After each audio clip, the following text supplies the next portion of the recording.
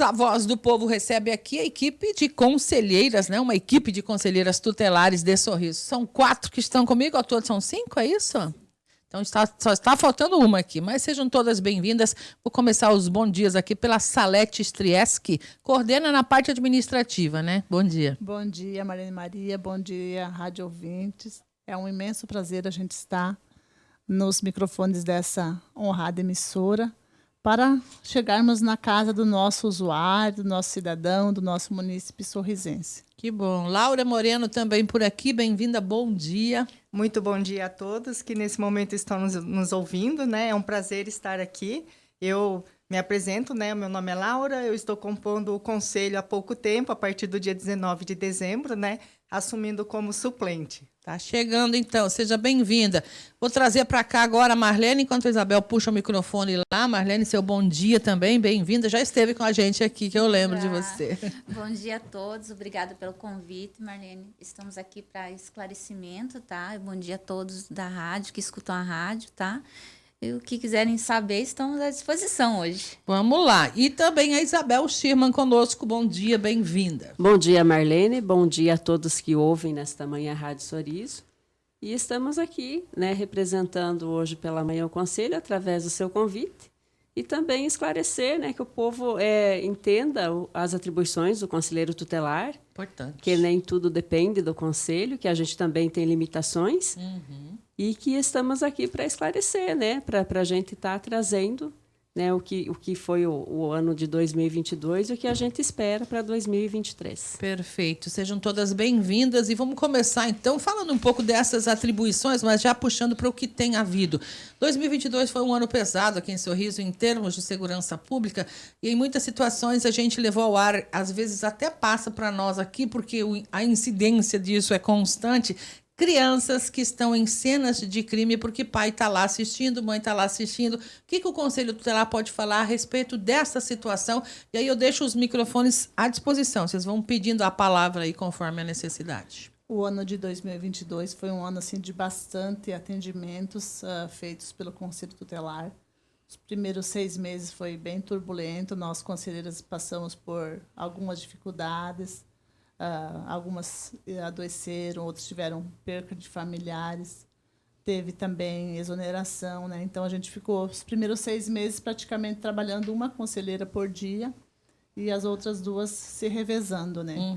É porque tem plantão, é 24 horas. 24 horas, 7 dias por semana. E depois dos últimos 6 meses teve o processo seletivo, aí hoje estamos com o quadro completo das 5 conselheiras.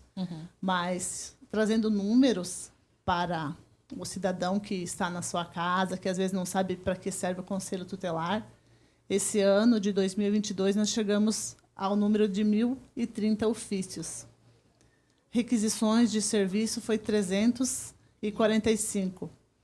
E, assim, fora os outros atendimentos que não geram documentos que são encaminhados, mas atendimentos... Passou tranquilamente de 2.000 atendimentos na sede do Conselho Tutelar. 2.000 no ano de 2022. Sim, é bastante para o tamanho do Sorriso. É bastante. Nós estamos nos deparando com muito direito violado. Nossa cidade assim precisa dar uma divulgada, porque a gente não pode divulgar nossos trabalhos. Muitas vezes a gente é criticado, mas o que a gente tem encontrado, espancamento, agressões físicas, muitos casos de violência sexual contra crianças, adolescentes menores de 14 anos, onde, por força da lei, é crime, né? Então, muitas vezes, a sociedade não tem conhecimento da lei e acha que a sua filha com 12 anos já pode namorar, né? E é crime se houver qualquer situação envolvendo isso, e, né? assim, a gente tem trabalhado em rede constantemente. Esse ano de 2022 houve várias reuniões, várias capacitações, inclusive veio palestrante de fora que capacitou toda a rede, inclusive a segurança pública. E, graças a Deus, tem fluído bastante. A nossa primeira-dama tem dado um suporte bem importante, né? Já quero deixar aqui meus agradecimentos à Juscelia, a toda a equipe da SEMAS aí, bem como as polícias militares, civil, Ministério Público. O doutor Anderson também é nosso parceiro. A gente tem conseguido resultados bem importantes. trazendo o conselho tutelar para a legalidade, né? Porque tem muitas coisas que as pessoas pensam que é o conselho tutelar que faz, mas não é, né? Tem todo um procedimento, né? A justiça é quem determina quem fica com quem, uma guarda, nunca é retirada pelo conselho. É só o juiz que pode fazer isso, né? O conselho ele só vai atuar quando há direito violado. E muitas vezes a pessoa que devia de proteger é quem está violando o direito da criança. O caso que a gente citou, não especificamente este caso, mas quando há, por exemplo, uma cena de crime e o pai ou a mãe leva uma outra criança que não tem nada a ver, só porque ele quer ir lá e assistir aquilo ali, o que dá para falar a respeito disso? É uma violação também do direito da criança. Com certeza, na verdade, o adulto que está ali, o papel dele seria proteger a criança. E muitas vezes ela coloca em risco.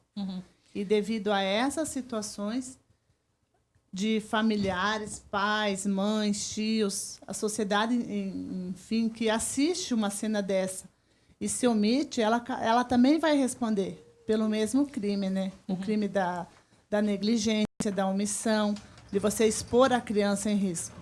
Que não deveria estar lá, no caso, né? Muitas vezes é de madrugada, a gente até estranha que tem uma criança na rua àquela hora. Com certeza, esse ano de 2022, a gente atendeu muitos casos de abandono de incapaz, onde a gente encontrava crianças... aliás, não nós éramos acionados via telefone. A polícia chama vocês? Onde a polícia chamava porque encontrou uma criança sozinha. Dentro de casa? Ou na rua? Na rua. Na rua já aconteceu, né?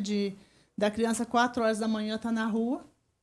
E nesse caso específico, a mãe só foi procurar a criança...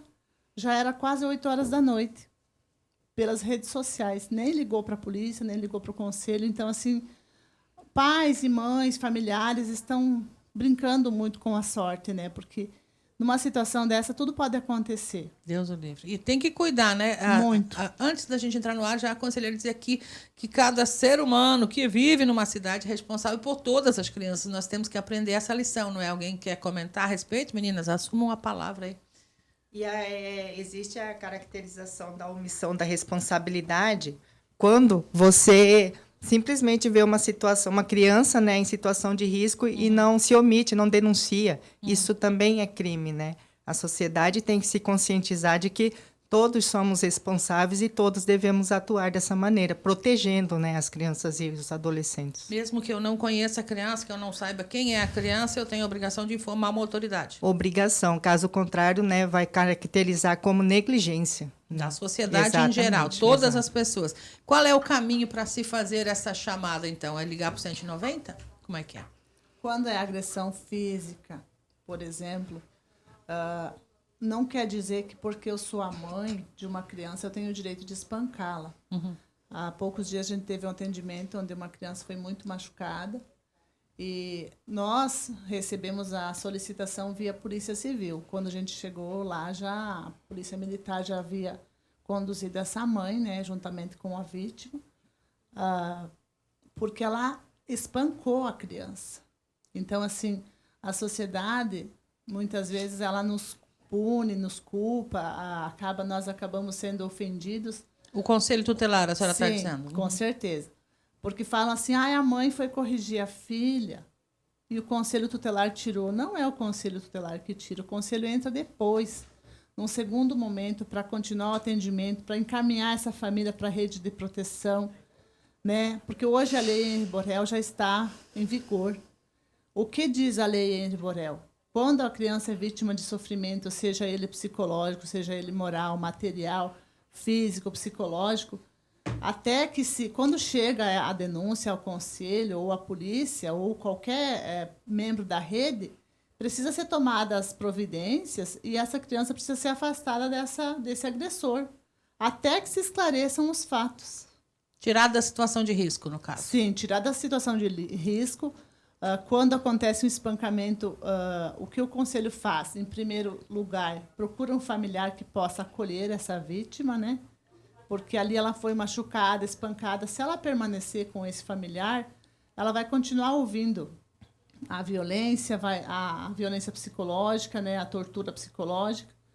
Se não encontrar na cidade um familiar que possa receber, em últimos casos, ela vai para o serviço de acolhimento. Que tem também. aqui em Sorriso também. Tem aqui em Sorriso também. É uma casa específica? Sim. Temporária, no caso? Temporário. Todo acolhimento ele é provisório, ele nunca é permanente, né? Então, Até que se encontre uma solução para porque o caso. enquanto a criança está ali, essa família vai ser atendida, vai ser buscada uma família extensa, um familiar que possa dar um apoio, porque às vezes essa mãe que praticou essa violência também não estava no melhor dia dela e não cabe a nós O acusá-la julgamento. ou julgá-la ou muito menos inocentá-la. Porque Perfeito. nossa função é defender a vítima, que é a criança ou o adolescente.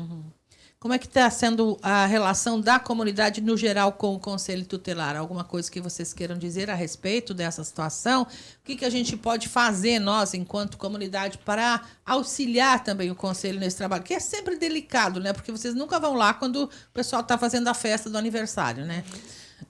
Só quando tem BO. Então, né, pegando um gancho no que a conselheira Salete falou, que o Conselho a gente está tentando trazer o Conselho à legalidade depois de 32 anos de distorções do que é a função do conselheiro tutelar. Certo. Com os nossos usuários, né, que procuram tanto o Conselho como a SEMAS, a gente sempre tenta, né, orientá-los da melhor maneira possível. E a gente sempre explica, né, Marlene, que o conselheiro ele não é um advogado de defesa do pai e da mãe. Nós estamos ali com a função de garantir o direito da criança e do adolescente. Perfeito. Então, assim, a gente escuta muitos rumores. Tá educando. O Conselho Tutelar, ele não proíbe pai e mãe de educar filho. Né? A questão de violência, agressões físicas que a gente vem recebendo são denúncias. Como a senhora mesmo disse, o Conselho não para na porta de ninguém, porque né, amanheceu e vai lá. Então, assim, o Conselho ele é movido por denúncia. E óbvio que em casos quando a gente pode estar orientando, aconselhando e advertindo, são situações pertinentes realmente à educação.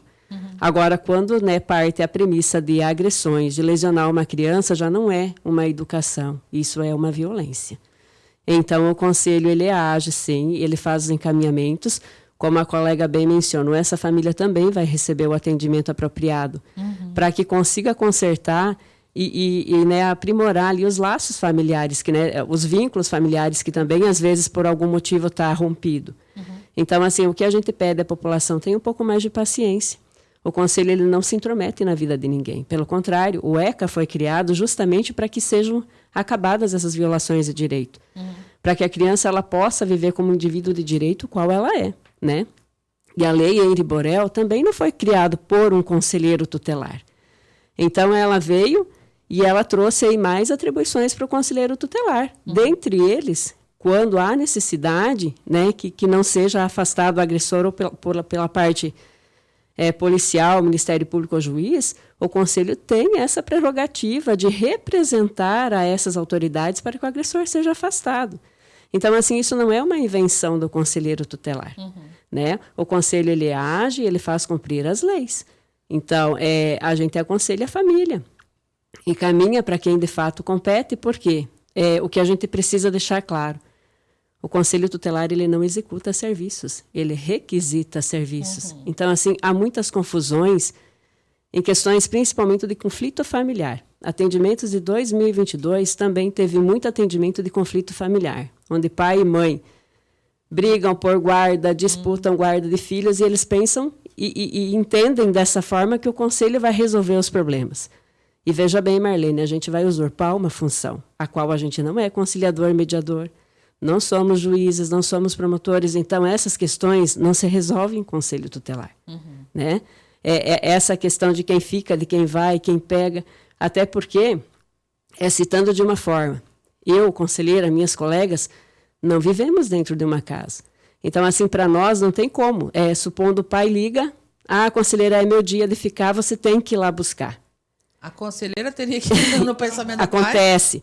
Só que, assim, eu não sei o que acontece naquela família para essa criança não querer voltar. É tipo, ao invés de justiça ser acionada, num caso como esse, deveria ser. Vamos acionar aí via Exatamente, judicial. É isso. Só que, assim, esses mitos que a gente precisa quebrar. O Conselho Tutelar Isso, não tem esta função. Não posso, e até não posso, porque eu não sei para quem eu vou entregar essa criança. E se esse pai é um agressor?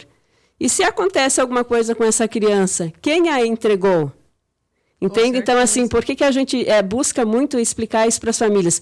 Cada um na sua atribuição. Perfeito. Conselho fazendo a sua atribuição do 136, anotem esse artigo 136 do ECA, leem qual é a atribuição do conselheiro tutelar, a Justiça com a sua atribuição, Ministério Público com o seu papel, Defensoria, para que a gente consiga caminhar com a rede, entende? Porque no momento onde as pessoas atribuem só ao Conselho Tutelar a questão e a responsabilidade dos filhos, a gente não consegue uma rede de proteção. Até porque o Conselho Tutelar não substitui pai e mãe. Né? A gente não faz milagre lá com os filhos das pessoas que vêm nos procurar. Tem bastante gente ainda que tem esses pensamentos, então, distorcidos sobre o ECA, Tem. sobre o que é o papel de vocês, porque o ECA, na verdade, é a lei, simplesmente, não tem nada a ver, digamos, com o Conselho Tutelar. Vocês cumprem também, junto com a comunidade, mas é o cidadão que tem que cumprir o ECA. Exatamente. Então, são situações que a gente precisa, né, que a população entenda realmente, porque, assim, como a colega bem frisou, o Conselho ele vem sofrendo muitas críticas, na verdade. E até a gente estava, antes de vir aqui, conversando agora, em 2023, vai ter pleito eleitoral para conselheiro tutelar. O ano que vem está aí as vagas, né? Então, assim, a gente pede também para essas pessoas que tanto criticam o conselho. Vem para cá. Vem nos ajudar. Vem ver como é que funciona, ajuda, faça o seu papel como cidadão, né? Porque a função de conselheiro tutelar são 4 anos. Hoje eu estou, amanhã não mais. Então, assim, seria uma experiência, né, única para todos os munícipes, né? Segue, como eu já anunciei aqui, conversando mais um pouco sobre Conselho Tutelar com as conselheiras que estão conosco aqui, a Salete, a Laura, a Marlene e a Isabel. Estão hoje no Conselho, já citaram que haverá eleição novamente em breve, né? Vai ter acréscimo nessas equipes. A torcida aqui também é para que haja mais um conselho, não é verdade? Sim, pelo último censo, né? O número de pessoas, de moradores. A partir de 100 mil habitantes já comporta 2 conselhos, né? Então, essa é a nossa esperança. Para esse ano agora, talvez? Esse ano é ano de eleição para Conselho Tutelar, né? Perfeito. O meu mandato, por exemplo, vence dia 10 de janeiro de 2024, então nesse dia já vai ter que ter 5 novas conselheiras, ou que seja 10, né? Para assumir para o próximo ano. Mas vocês podem recandidatar, o candidato Sim. à eleição também. Quem tiver interesse pode ser. Continuar. Sim. Talvez não tenha, porque a tarefa não é fácil. Às vezes não tem por isso. A gente entende. Mas o mais importante, e o propósito dessa vinda das meninas aqui, além da gente avaliar um pouco desse ano de 2022, que não foi fácil mesmo para ninguém, e neste setor também, né, dados os índices de violência aqui em Sorriso também, trazer informação para a comunidade, desmistificar essas situações aí que envolvem o que é função do conselho, o que não é função. E foi citada aqui já esta lei Henri Borel, que foi colocada talvez como uma coisa mais recente, né? Depois do vigor do ECA já.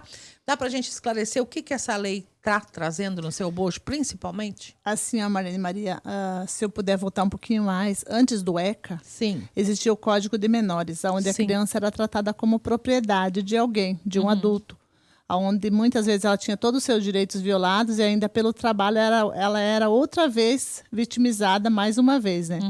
Depois veio o ECA, que é excelente, mas as pessoas não leem. As pessoas não leem.